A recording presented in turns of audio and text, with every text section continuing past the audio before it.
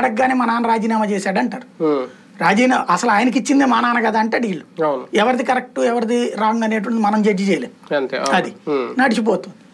అందుకని ఇతను పక్కన పెట్టాడు. వివేకానంద రెడ్డికి ఏంటి పవర్ అనేది లేకపోతే అతను తట్టుకోలేడు. ఎందుకంటే అప్పటికే ఈ అమ్మాయి పెళ్లి దగ్గర నుంచి చేతికి డబ్బులు లేకుండా చేసేసారు భార్యను పిల్ల కలిసి.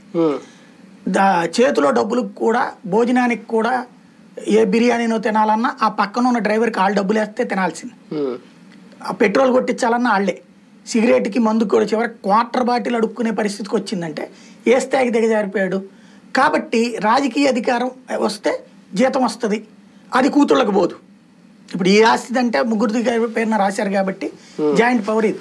డబ్బు కావాలి. ఇంకోటి ఎంపీగా ఉంటే ఆటోమేటిక్గా మాట్లాడుతుంది.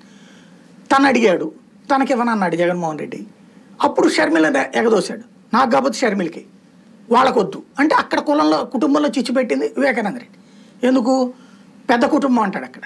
ఇప్పుడు ఈవిడంటోంది మా కుటుంబంలో చిచ్చేస్ ఏంటది వీళ్లల్లో పదవి గురించి. కానీ రాజశేఖర రెడ్డి గురించి అంటుంది కదా. నాకు అవగాహన ఉన్నంత వరకు మన జర్నలిస్టులు హైదరాబాద్ నుంచి వెళ్ళారు, ఈవెన్ మనం కూడా పంపించాం ఇంతకుముందు. రాజశేఖర రెడ్డి ఈ చిన్న కుటుంబానికి పరిమితం కాల.